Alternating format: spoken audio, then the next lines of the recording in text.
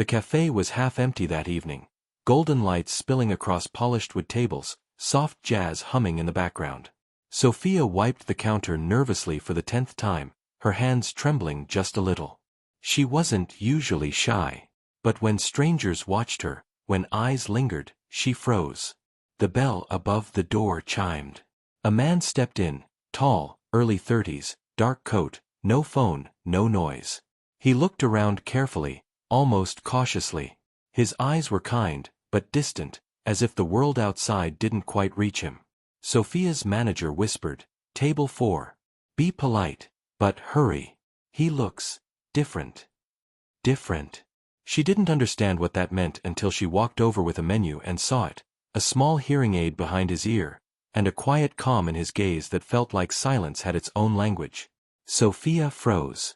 She'd learned basic sign language years ago, after volunteering at a community center.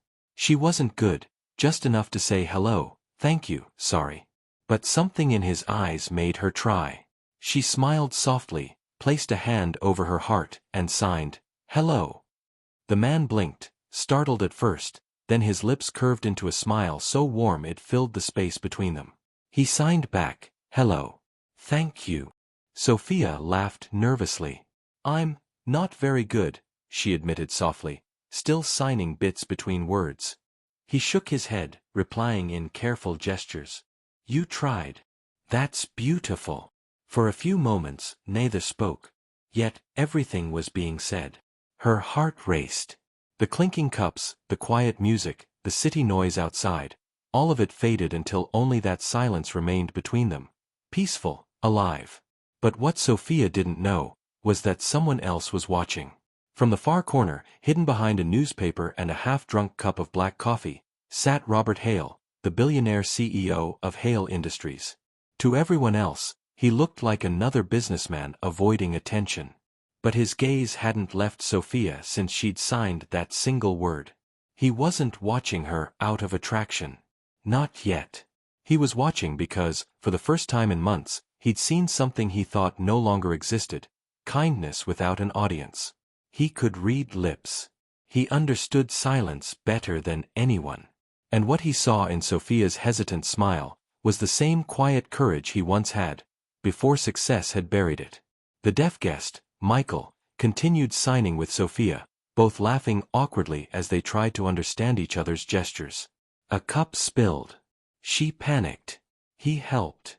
Their laughter echoed, light, human, real.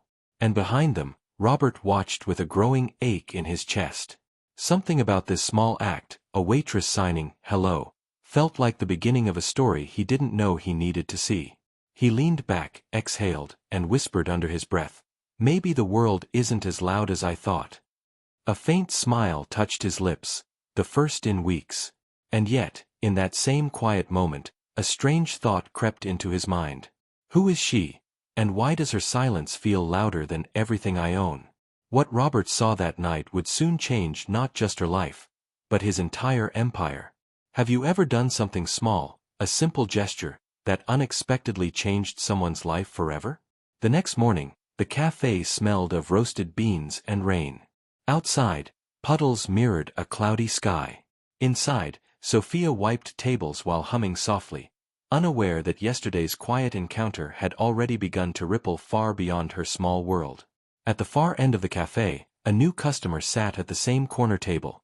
Black suit, silver watch, reading glasses this time. It was Robert Hale. But no one recognized him. To them, he was just another quiet man working on a laptop. To him, this place had become a window into something he hadn't felt in years: peace. He watched as Sophia served coffee with that same shy politeness, her eyes darting away when anyone complimented her. There was something raw about her, unpolished, real. She doesn't even know the value of what she did, he thought, sipping his drink. A small act of kindness, signed in silence, and yet it had struck him harder than any speech, any deal, any charity gala he'd ever hosted. Later that afternoon, Sophia heard the bell chime again. It was Michael, the deaf guest. Her heart lifted, a small, nervous joy. She smiled, hands trembling slightly, and signed again, "Hello. Coffee." He nodded with a grin, signing back. You remembered. Their simple exchange drew small smiles from nearby customers, but one person, in that far corner, was watching even closer. Robert closed his laptop slowly, curiosity turning into resolve. 4 months he'd been searching for something new. A campaign, an idea, a reason that reminded people his company still cared about humanity. And now, watching this simple kindness unfold, he whispered, "That's it." When Michael left, Sophia lingered near the door, watching the rain blur the street lights outside. She felt something strange. Not love exactly, but meaning. A connection. A reminder that even in silence, she mattered. Then, a voice behind her, low, calm, unfamiliar. "Excuse me." She turned, and there he was. Robert Hale, tall, serious, his presence quiet but magnetic. She blinked, confused. "Oh, can I help you, sir?" He smiled faintly. "You already have." She frowned, unsure. "I'm sorry." Robert chuckled softly. "I saw you yesterday. You signed to that guest. That was remarkable." "Oh," she said quickly, embarrassed. "It wasn't much. I just didn't want him to feel alone." That's exactly what made it powerful. His tone softened. Most people only help when someone's watching. You did it when no one was. Sophia looked down, cheeks warming. "I didn't think anyone noticed." "I did," he said simply. "And I'd like to talk to you about something important." Her heart skipped. What kind of something? He hesitated. "Let's just say, a project. Something that could change lives. Including yours." The cafe's noise seemed to fade. The clinking cups, the chatter, gone. It was just his voice, calm and deliberate, like someone offering her a path she didn't know existed. That night, Sophia couldn't sleep. His words kept replaying. Change lives, including yours. Who was he really? Just a kind stranger, or something more? And in a high-rise office across town, Robert stared out at the city lights, his mind turning. He didn't know why he cared so much about this waitress, but he did know one thing. She reminded him of his late sister, the one who had lived her whole life without hearing a single sound, and who used to sign "hello" every morning before she died. The same sign Sophia had used. Robert leaned back, eyes closing. "This isn't coincidence," he whispered. "It's a second chance." Tomorrow he would return, not as a customer, but as a man with an offer that could change her destiny. Do you believe some people cross our paths not by chance, but because life is giving us a message we once ignored? The next morning, sunlight spilled through the cafe windows, painting soft gold across the floor. Sophia tied her apron, still half lost in thought. She barely slept, that stranger's voice, his eyes, the quiet confidence he carried. It all played on repeat in her mind. Who was he? And what kind of project could change lives? The bell above the door chimed again. Her heart jumped. Robert Hale stepped in, crisp suit, no laptop this time, no disguise. His presence filled the room effortlessly. A few customers turned their heads, something about him commanded quiet respect. Sophia swallowed, suddenly aware of the smudge of flour on her wrist. "Oh, you're back." He smiled gently. "Told you I would be." She wiped her hands nervously. "Coffee again?" "Only if you'll sit for a minute," he replied. "Off the clock." Her brows furrowed. I can't really," he raised a hand calmly. "I already cleared it with your manager." And sure enough, behind the counter, her manager gave a small approving nod, mouthing, "Go. Now." Sophia hesitated, then exhaled. "Okay. Just a minute." They sat by the window. Rain began tapping against the glass, soft, rhythmic, almost cinematic. Robert placed a folder on the table. "You're probably wondering who I am," he began. She nodded. "It crossed my mind." He smiled faintly. "My name's Robert Hale." She froze, blinking. "Wait. Hale. Like, yes." Hale Industries. Her eyes widened. You're that Robert Hale? He chuckled softly. Last time I checked. Sophia's pulse raced. She had seen his face on magazines before, Forbes, Time, Business Today. But here he was, sitting in her cafe, speaking like an old friend.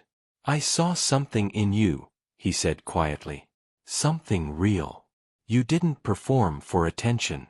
You acted from empathy. I just said hello, she murmured. And that hello, he replied, spoke louder than millions of words said every day. Robert opened the folder, sliding a sheet toward her. Across the top, Project Silent Hands. What's this? She asked. A campaign. My company is building an initiative to train service staff across the country in basic sign language, to make restaurants, hotels, and stores more accessible to the deaf community. Sophia looked up slowly, stunned. He continued, voice calm, sincere. But we don't want this to be corporate. We want it to feel human. Real stories. Real people. And I want you to be the face of it. Me. She whispered. I'm a waitress. And that's exactly why, he said. Because the world listens differently when kindness comes from someone unexpected. Sophia stared at the papers, her reflection caught in the glass, framed against the rain. Her throat tightened. Why me? You could hire professionals, models, influencers. Robert's expression softened. My sister was deaf, he said quietly. She passed away 5 years ago. She used to sign hello every morning. Just like you did. A long pause. Sophia's breath caught. I'm so sorry. He nodded slowly. When I saw you for a moment, it felt like she was still here. And I realized, maybe her message didn't end with me. Silence. The rain outside grew heavier, blurring the city into watercolor. Sophia whispered, I don't know if I'm the right person for something this big. Robert smiled softly. That's how I know you are. Their eyes met, not as billionaire and waitress, but as two souls quietly recognizing each other's pain. As Robert stood to leave, he said gently, think about it, Sophia. Not for me, for the people who need to be seen, even in silence. He left his card on the table, glistening beside her untouched coffee. She stared at it for a long time. The rain outside had stopped. But inside her chest, something new was just beginning. Would she dare step into a world far beyond the cafe doors? Or let fear keep her where she'd always been safe? If a stranger offered you a chance to change the world, but it terrified you, would you take it? 2 weeks passed. The cafe still smelled the same, roasted beans, vanilla, and rain-soaked mornings. But Sophia's world no longer felt small. She had Robert Hale's card tucked into her notebook, edges bent from how many times she'd picked it up, stared at it, almost dialed, and then stopped. Every night she'd whisper to herself, I'm not ready. Until the morning came when she looked at her reflection and whispered something different. Maybe I'll never be, but I'll try. The elevator doors of Hale Industries opened with a soft chime. Sophia stepped out, her heartbeat so loud it drowned out her thoughts. Polished marble. Tall glass walls. People moving fast. Confident, perfect, expensive. She clutched her bag tightly. Then, through the glass, she saw him, Robert. He smiled when he saw her. You came.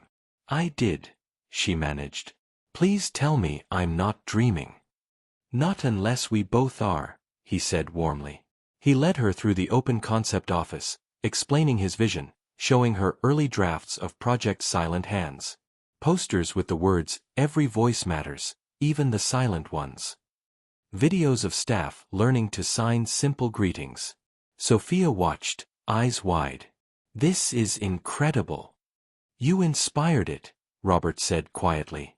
Now we need your story to bring it to life. Her throat tightened. You really believe I can do this? He nodded. I don't believe. I know. Days blurred into weeks. Sophia found herself in meetings, photo shoots, interviews, learning to speak on stage, to sign confidently before cameras. And every time she faltered, Robert was there. Calm, patient, steady. One evening, after a long training session, they stood alone in the boardroom. The city glowed behind them, skyscrapers lit like constellations. Sophia smiled faintly. It's strange. I used to think my life was small, but it feels like it's expanding. Robert looked at her for a long moment. That's because you stopped hiding from it. Silence. Then, softly, she asked, "Do you ever miss your sister?" Robert exhaled, eyes distant. "Every day. But now, when I see you signing, helping others, it feels like she's speaking again. Through you." Sophia blinked away tears. "You know, I never met her, but I feel like I have." He smiled. "She'd have liked you. You're both stubborn." They both laughed quietly, the moment heavy yet light. Outside, rain began again, soft, forgiving. But as the campaign grew, so did the attention. News outlets praised Sophia. Investors called Robert's project a revolution in empathy. And behind the applause, whispers began. Who is she? Why her? Some waitress turned star? Sophia felt it, the weight of eyes again.